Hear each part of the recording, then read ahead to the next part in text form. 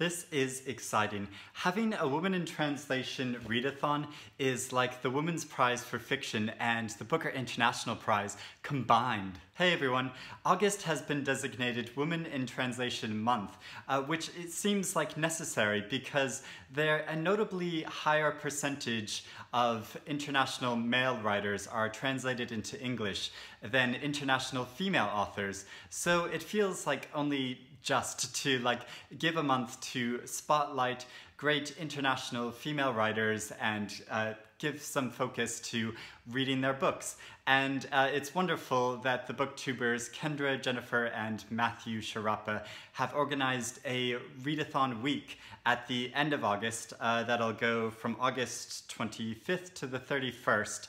And they've given some reading prompts to get us all in the mood and excited and picking out choices to read. So I thought I would share my TBR list. Now obviously I think the motivations for this readathon are a great thing, but it's a great personal motivator for me too, because when I started thinking about my TBR list and looking at my bookshelves, I realized how many books by women in translation I have and haven't read yet. This pile. So there's lots and lots of books to read. So I was sorting through them and trying to figure out which ones would be best. And since I did the Booktubeathon earlier this month as well, I thought I need to be realistic this time and pick shorter books, because the first book I read for the Booktubeathon was Circe, which is over 350 pages long, and it took me most of the week to read. So, you know, it's good to set yourself realistic goals.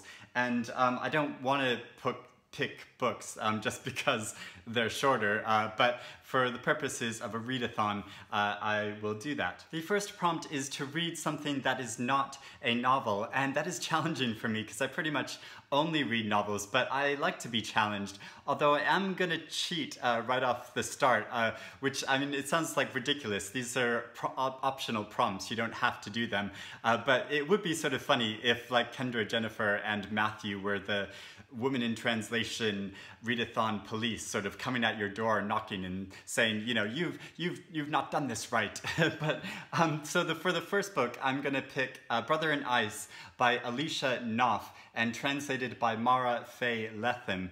And this was first published in English this year in 2018, and it was originally written in Catalan. And why it's sort of a cheat is because it's described as a hybrid novel that's part research diary, part travelogue, and part like just meditation, because it's a exploration of these different polar expeditions that the author went on. And so it's about the Arctic, but it's also about the author's own progression as in her family life and as an artist. So it'll be really interesting to see how she uses these different forms to tell her story. Read a book about childhood, and I've picked Memoirs of Hadrian by Marguerite Yourcenar, and it was translated by Grace Frick and first published in French in 1951.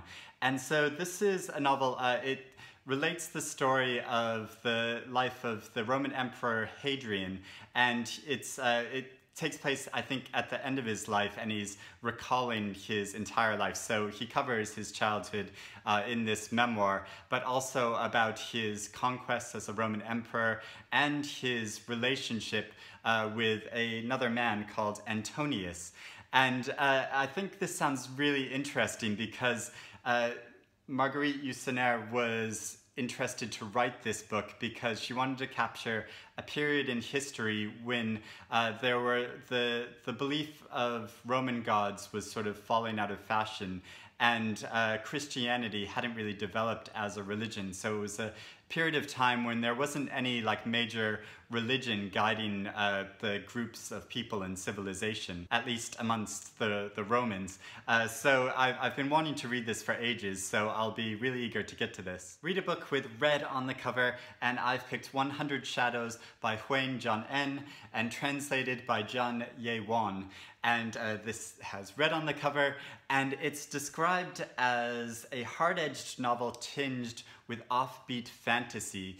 and it's about a group of characters living in some slums on the outskirts of Seoul, and it's about the sort of the other side of Seoul that's not often seen, and about urban developments and possible spirits or shadows hovering around the corners of this slum area. So it sounds like a really original novel. Prompt number 4, I need to look down at my notes for this. So read a text translated from a language that you haven't read a text translated from before. And I challenge anyone to find a text that's been originally written in this language and that they've read before. If you have, I would love to know about it. But this is a novel, I think I've done well with this, translated from the Greenlandic. So it's called Crimson by Nivea Corneliusson, and it was translated by Anna Halliger. It was originally written in the year 2014, and so she's a up-and-coming Greenland author that's quite young. She's in her 20s, and she's queer, and she's just making an international splash, and this is her debut novel called Crimson. It hasn't actually been published in the UK yet. This is an advanced copy. It's going to be published by Virago in the next month or two, I think. And it's a novel about young people in Greenland and queer relationships and gender dysphoria, and it's partly written through Facebook and text messages, so I think the text is sort of like not just your traditional text, but interspersed with these messages like text speak. And I know that sort of sounds like a gimmick of modern novels by young novelists have to incorporate this different kind of text, but it seems like really apt. I mean, you know, it's just reflecting how relationships actually form in the modern world. So I'm really eager to get to this. Read a book that was translated posthumously, and I've picked People in the Room by Nora Lane, translated by Charlotte Whittle. And this was originally published in Spanish in 1951, I think. Is that right? No, in 1950. And it's only just been published in English for the very first time. I talked about this in my recent book haul recently, and I was so eager to read it that I've sort of cheated, and I've started reading it already, and I'm about halfway through.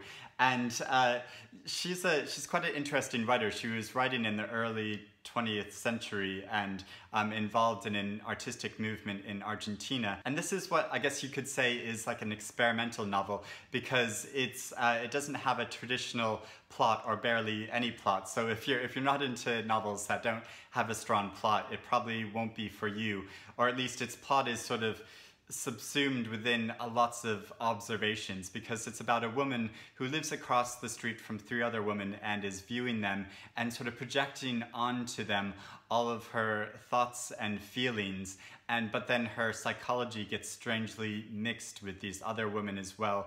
It's very odd and interesting and compelling, and raises all these questions about the meaning of fiction and the amount that we project our own thoughts and feelings onto other people. And it's really wild, and I'm enjoying it.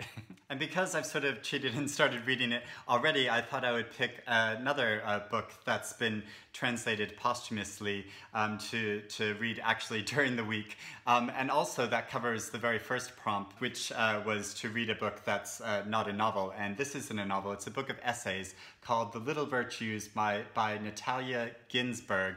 And it was translated by Dick Davis. So it was originally written in Italian. There are essays written between the year 1944 and 1960.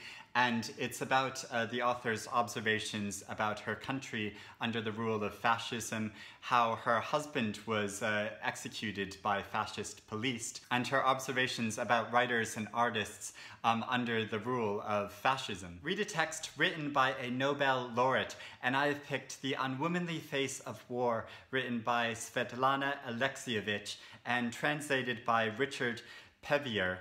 And this is actually, I got this on ebook, so I'll be listening to this. And it was originally published in 1985. Svetlana is from Belarus, but she writes in Russian, and she won the Nobel Prize in 2015.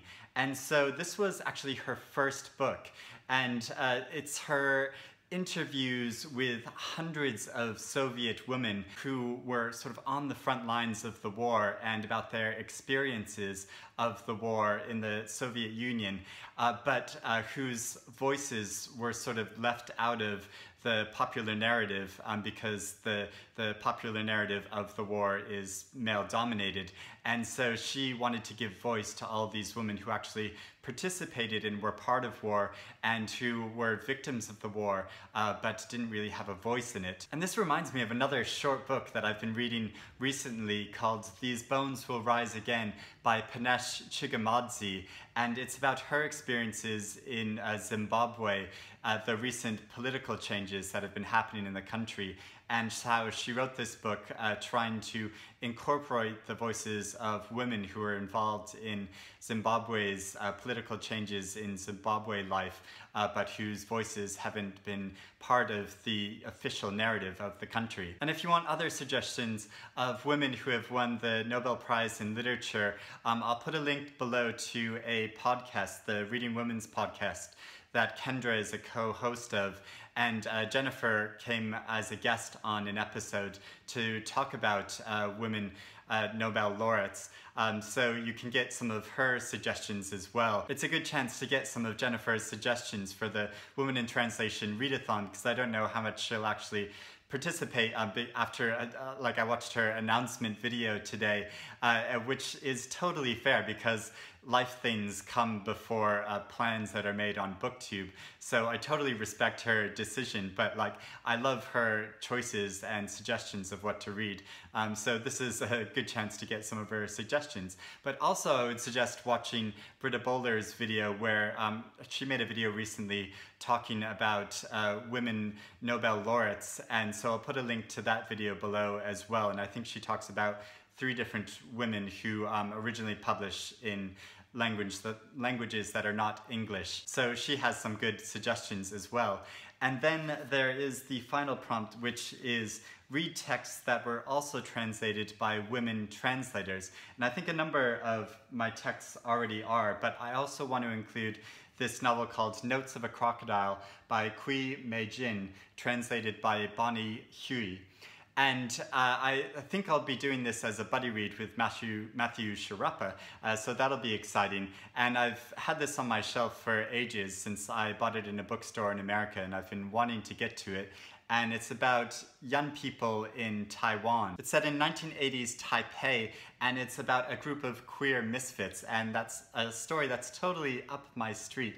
And also I'm really curious about the author herself, because she was writing in the 90s, I think, and she committed suicide at a very early age, at only 26, after she had moved to France. And so it's sad in a way that she was this fresh literary voice that ended too soon, but I'll be really eager to explore this story. So those are my choices for the prompts, but if you're looking for other suggestions of what to read and books that I can recommend that I've read in the past several years and really enjoyed, I'll give some quick suggestions. And if you want to know more of my thoughts about these books, I'll put links below to my full reviews of them so you can see really what I thought of them. So there's Soviet Milk by Nora Extena. This is a novel set in Latvia during the period of Soviet rule, following 3 generations of women.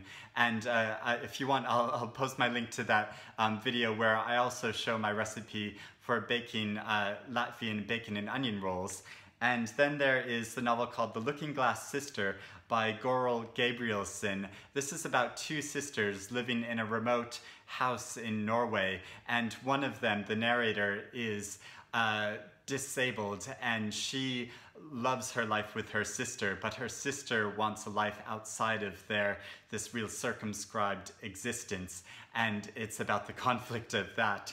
And it's a really intense, sort of gothic type novel. Then there's The Muscle Feast by Bridget van der Beek. This is a German novel about a family living after the wall came down between East and West Germany, and about how the father's aspirations for his family don't meet up with the actual reality of what they can do. And then there's The Iliac Crest by Cristina Rivera Garza. This is another very experimental novel about a man who lives in a house and these two women come to stay with him and really change his perspective and change how he looks at life. And then finally there's Bret Easton Ellis and The Other Dogs, which is a fantastic name for a novel by Lena Wolf. And it's about a group of people living in this apartment complex in Spain and about their various minglings with each other. It's hard to describe the plot because it takes lots of different avenues, but it's a really interesting novel. So those are my suggestions and my choices. Let me know if you're going to participate in the readathon, if you've read any of these books and what you think of them, or what you're looking forward to reading. I'll put details in the description below for the readathon and all the prompts if you want to participate, and also links to all the creators' channels. So I'm looking forward to the readathon and everyone's responses to it, and I will speak to you again soon.